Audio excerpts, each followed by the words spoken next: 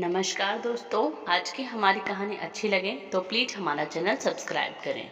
एक दिन एक बुजुर्ग डाकिये ने एक घर के दरवाजे पर दस्तक देते हुए कहा, चिट्ठी ले लीजिए। आवाज सुनते ही तुरंत अंदर से एक लड़की की आवाज गूंजी, अभी आ रही हूँ, ठहरो। लेकिन लगभग 5 मिनट तक जब कोई न आया तब डाकिये ने फिर कहा, अरे भाई, कोई है क्या? अपनी चिट्ठी ले लो। मुझे और बहुत जगह जाना है। मैं ज़्यादा देर इंतज़ार नहीं कर सकता। लड़की की फिर आवाज़ आई, डाकिया चाचा, अगर आपको जल्दी है तो दरवाजे के नीचे से चिट्ठी अंदर डाल दीजिए। मैं आ रही हूँ, कुछ देर और लगेगा। अब बूढ़े डाकिये ने झल्लाकर कहा, नहीं, मैं खड़ा हूँ। रजिस्टर्ड चिट्ठी है, किसी का हस्ताक्षर भी चाहिए। तकरीबन 10 मिनट बाद दरवाजा खुला। डाकिया इस देरी के लिए खूब झल्लाया हुआ तो था ही, अब उस लड़की पर चिल्लाने ही वाला था। लेकिन दरवाजा खुलते ही वह चौंक गया और उसकी आंखें खुली कि खुली रह गई। उसका सारा गुस्सा पल भर में फुर हो गया। उसके सामने एक नन्ही सी अपाहिज कन्या, जिसके एक पैर नहीं था, वह खड़ी थी। लड़की ने बेहद मासूमियत से डाकिये की तरफ हाथ बढ़ाया और कहा, तो मेरी चिट्ठी। डाकिया चुपचाप डाक देकर और उसके हस्ताक्षर लेकर वहां से चला गया। वो अपाहिज लड़की अक्सर अपने घर में अकेली ही रहती थी।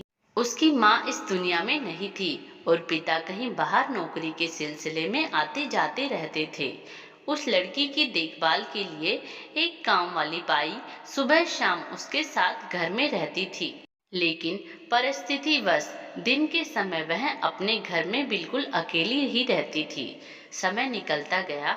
महीने 2 महीने में जब भी कभी उस लड़की के लिए कोई डाक आती, डाकिया एक आवाज देता और जब तक वह लड़की दरवाजे तक न आती तब तक इत्मीनान से डाकिया दरवाजे पर खड़ा रहता। धीरे धीरे दिनों के बीच मेलजोल और भावनात्मक लगाव बढ़ता गया। एक दिन उस लड़की ने बहुत गौर से डाकिये को देखा तो उसने पाया कि डाकिये के पैर में जूते नहीं हैं। वह हमेशा नंगे पैर ही डाक देने आता था। बरसात का मौसम आया। फिर एक दिन जब डाकिया डाक देकर चला गया तब उस लड़की ने जहाँ गीली मिट्टी में डाकिये के पांव के निशान बने थे, उन पर कागज रखकर उन पांवों का चित्र उतार लिया। अगले दिन उसने अपने यहाँ काम वाली बाई से उस नाप के जूते मंगवाकर घर में रख लिए। जब दीपावली आने वाली थी, उससे पहले डाकिये ने मोहल्ले के सब लोगों से त्योहार पर बख्शीश चाही। लेकिन छोटी लड़की के बारे में उसने सोचा कि बच्ची से क्या उपहार मांगना, पर गली में आया हूँ तो उससे मिल ही लूं। साथ ही साथ डाकिया ये भी सोचने लगा कि त्योहार के समय छोटी बच्ची से खाली हाथ मिलना ठीक नहीं रहेगा। बहुत सोच विचार कर उसने लड़की के लिए 5 रुपए की चॉकलेट ले ली। उसके बाद उसने उस लड़की के घर का दरवाजा खटखटाया। अंदर से आवाज आई, कौन? मैं हूँ गुड़िया, तुम्हारा डाकिया चाचा। उत्तर मिला। लड़की ने आकर दरवाजा खोला तो बूढ़े डाकिये ने उस चॉकलेट थमा दी और कहा, ले बेटी, अपने गरीब चाचा की तरफ से। लड़की बहुत खुश हो गई और उसने कुछ देर डाकिये को वहीं इंतजार करने के लिए कहा।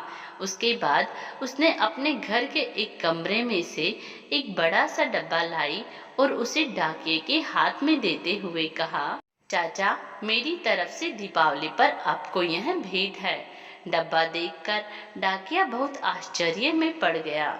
उसे समझ में नहीं आ रहा था कि वह क्या कहे। कुछ देर सोचकर उसने कहा, तुम तो मेरे लिए बेटी के समान हो, तुमसे मैं कोई उपहार कैसे ले लूं बिटिया रानी। लड़की ने उससे आग्रह किया कि चाचा, मेरी इस गिफ्ट के लिए मना मत करना, नहीं तो मैं उदास हो जाऊंगी। ठीक है, कहते हुए बूढ़े डाकिये ने पैकेट ले लिया और बड़े प्रेम से लड़की के सिर पर अपना हाथ फेरा, मानो उसको आशीर्वाद दे रहा हो। बालिका ने कहा, चाचा, इस पैकेट को अपने घर ले जाकर खोलना। घर जाकर जब उस डाकिये ने पैकेट खोला तो वह आश्चर्यचकित रह गया, क्योंकि उसमें एक जोड़ी जूते थे। उसकी आंखें डबडबा गई। डाकिये को यकीन नहीं हो रहा था कि एक छोटी सी लड़की उसके लिए इतना फिक्रमंद कैसे हो सकता हूँ।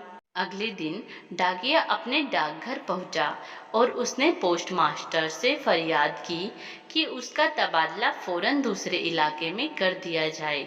पोस्टमास्टर ने जब इसका कारण पूछा तो डाकिये ने भी जूते टेबल पर रखते हुए सारी कहानी सुनाई और भीगी आंखों और रूंधे गले से कहा, सर, आज के बाद मैं उस गली में नहीं जा सकूंगा। उस छोटी अपाहिज बच्ची ने मेरे नंगे पैरों को तो जूते दे दिए, पर मैं उसे पाँव कैसे दे पाऊंगा। इतना कहकर डाकिया फूट फूट कर रोने लगा। मानवता और इंसानियत से बड़ा कोई धर्म नहीं होता। अगर यह कहानी अच्छी लगी हो तो प्लीज हमारा चैनल सब्सक्राइब करें। धन्यवाद।